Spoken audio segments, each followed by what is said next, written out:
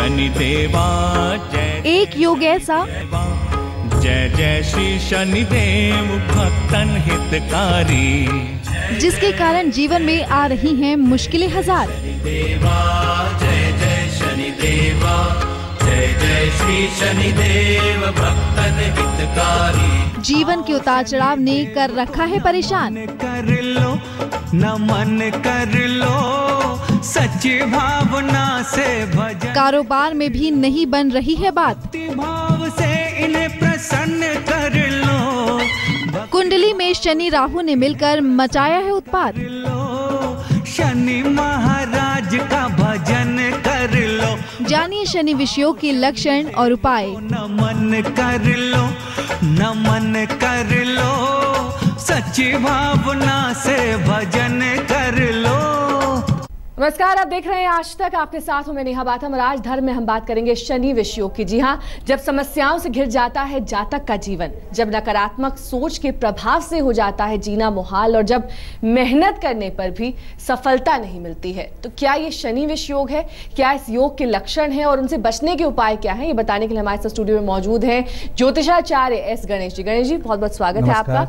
तो चलिए सबसे पहले हम गणेश जी से ये जान लेते हैं कि क्या है योग। गणेश जी, ये बताइए कि शनि विषयोग है क्या, कैसे पहचाने कि हमारे जीवन में इस योग के आसार बन रहे हैं, कौन सी वो परिस्थितियां हैं? नेहा जी, कुंडली में जब शनि का संबंध राहु से या शनि का संबंध चंद्रमा से आए तो उसको हम विषयोग कहते हैं। शनि हमारे जिंदगी में नकारात्मक प्रभाव को स्थायी और मजबूर कर देते हैं। साथ ही में इनका संबंध अगर राहु के साथ आ जाए तो ये लंबे समय तक नकारात्मक बनने में इसका सहायता करता रहता है। ये विषयोग शनि का नकारात्मक योग है और जो जीवन में हमारे को कई समस्याएं पैदा कर देती हैं और जीवन के हर क्षेत्र में ये विषयोग बुरा प्रभाव डालता है।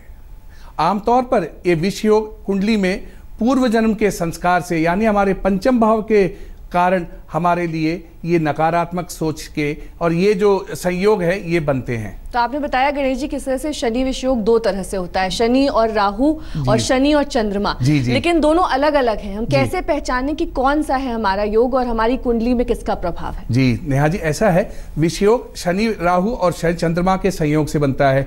शनि और चंद्र का जो ये विषयोग है इसको हम पुनर्फू योग भी कहते हैं।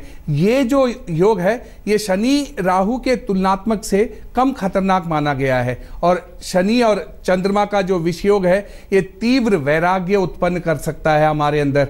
आमतौर पर जातक को अध्यात्मक की ओर यही ले जाता है जब शनि और चंद्रमा का संबंध आता है, और ये शनि और राहु का जो विषयोग है ये जातक को नकारात्मक की ओर ले जाता है। साथ ही में विषयोग जातक के अंदर नशा, झूठ बोलने की जो आदत है या झूठे चीज़ों में थोड़ा लगाव रखना और गलत आदतों में पड़ जाना, इन सब का प्रभाव भी इसके कारण आ सकता है। लेकिन वो लक्षण क्या है जिससे हम ये पहचाने कि विषयोग हमारी कुंडली में अब घर कर चुका है और हमें परेशान कर रहा है? क्या है वो लक्षण? जी, आमतौर पर हम इसको बचपन से ही महसूस कर सकते हैं कि ये विषयोग के लक्षण क्या हो रहे हैं। जैसे जातक को नशे की आदत पड़ सकती है और जातक के वाणी में थोड़ी कड़वाहट, कटुता और नकारात्मक भाव थोड़े रह सकते हैं। स्वभाव में इसके अंदर रूखापन भी आ जाएगा जातक के अंदर। जातक के जीवन में अक्सर अकेले रहने की, आइसोलेशन में रहने की आदत सी रहती है। लोगों के साथ मिलजुल के रहना इनको बहुत थोड़ा तकलीफदायी रहती है और कई तरह की इनको बीमारियां जातक को घेर सकती हैं और व्यक्ति कई बार इन सब मसलों से हल ढूंढने के लिए तंत्र मंत्र, जादू टोना, ऐसी जैसी विद्याओं का रुझान रह सकता है। इनकी ओर ज़्यादा वो अग्रसर रहेगा इन चीज़ों को प्राप्त करने के लिए। लेकिन ये तो आपने इसके नकारात्मक प्रभाव बताए, लेकिन विषयोग के कुछ सकारात्मक प्रभाव भी होंगे, क्या लाभ हैं इसके? हाँ, देखिए, हर चीज़ के दो पहलू होते हैं, उस प्रकार इसके भी दो पहलू हैं। शनि का जो ये विषयोग है ये जिस व्यक्ति के कुंडली में मौजूद होगी वे लोग थोड़े इनके अंदर रहस्यमयी शक्तियाँ हो जाती हैं और ऐसे जातक की ये जो अतीन्द्रिय क्षमता है ये बहुत ज़्यादा बढ़ जाती है। इनकी जो इंट्यूशन पावर है ये बहुत ही विकार, बहुत ही अच्छे रूप में रहती है।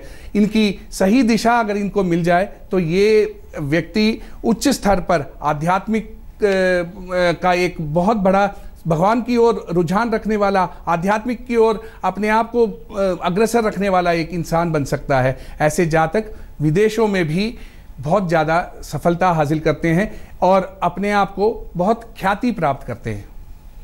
और अगर किसी की कुंडली में विष योग है तो उसके लक्षण क्या होंगे? कुंडली में अगर कोई हम किसी को कुंडली दिखाते हैं तो वो कैसे पहचानता है कि इसमें विष योग है?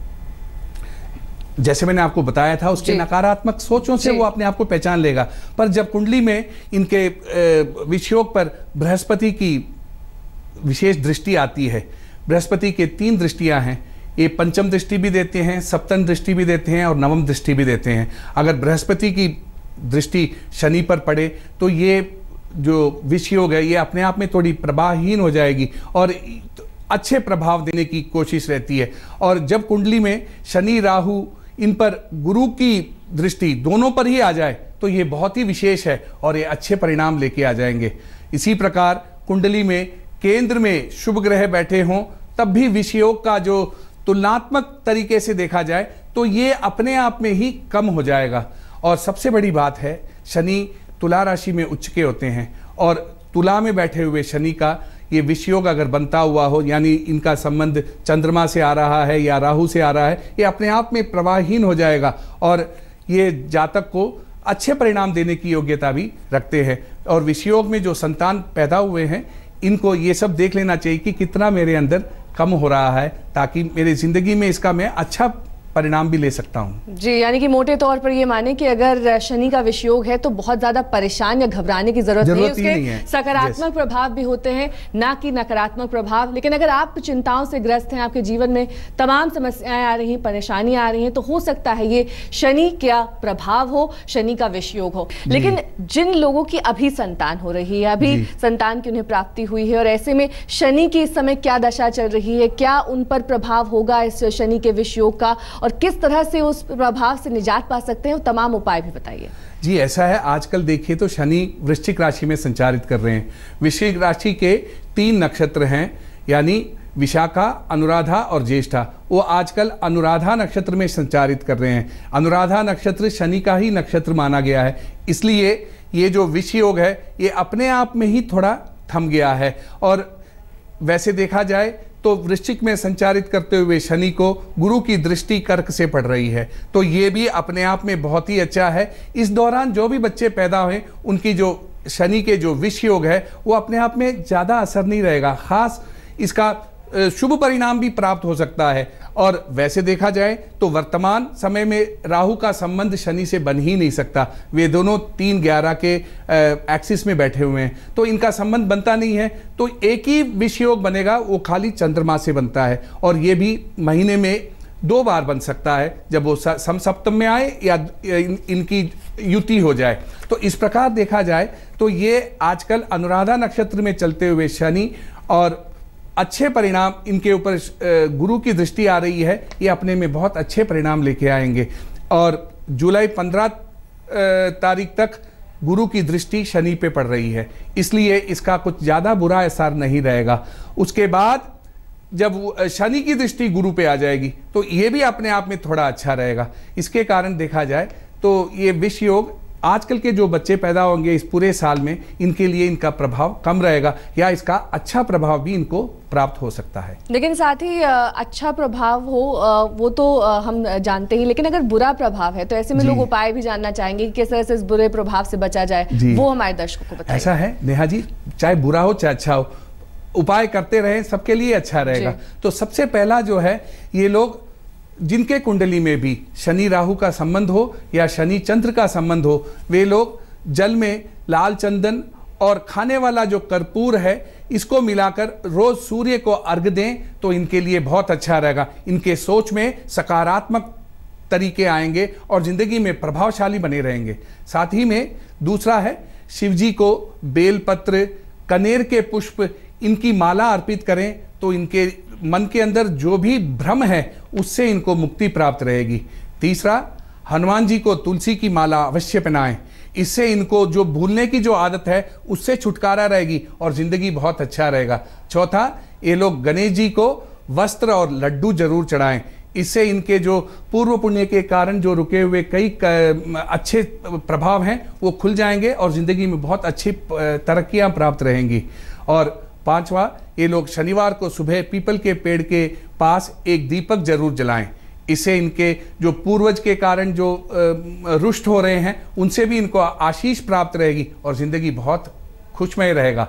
साथ ही में इसके बाद अगर ये मंदिरों में रामायण, गीता या सुंदरकांड जैसी धार्मिक पुस्तकें अगर दान देते हैं, इनके लिए बहुत ही अच्छे परिणाम प्राप्त रहेंगे।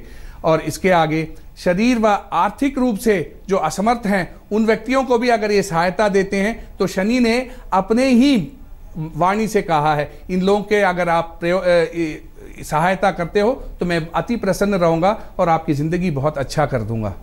इसके आगे अगर आप मंदिर में एक कलश जिसे कुंभ कहते हैं उसमें दान या गुड़ या शक्कर किसी चीज़ को भरकर अगर मंदिर में अगर उसको शनिवार को अगर आप दान देते हैं तो आपके लिए बहुत अच्छे परिणाम प्राप्त रहेंगे। और आखिरी में शनिवार को घर में भजन कीर्तन इसका आयोजन जरूर कराते रहें और लोगों को कुछ न कुछ वितरण करते रहें, तो आपकी ज़िंदगी में विषयोग के कारण आने वाले जो भी नकारात्मक परिणाम है उससे मुक्ति प्राप्त जरूर रहेगी। तो गणेश जी ने आपको बताया कि किस तरह से अगर विषयोग के आपके जीवन पर नकारात्मक प्रभाव पड़ रहे हैं तो उन्हें कम किया जा सकता है या पूरी तरह से खत्म भी किया जा सकता है। बेहद आसान उपाय ये हैं, आप अपना सकते हैं। अब कुछ ऐसे मंत्र या फिर कुछ ऐसे टोटके भी क्या लोग अपना सकते हैं अगर इस विषयोग को कम करना हो या पूरी तरह से खत्म करना हो? हाँ, बहुत सही पूछा आपने। ऐसा है, देखिए आजकल सारे नौकरी करते हैं, बहुत ज़्यादा व्यस्त हैं, इसलिए अगर ये जो शनि वाले जो लोग आते हैं उनको भी अगर तेल डाल के उसमें भी पैसा दे देते हो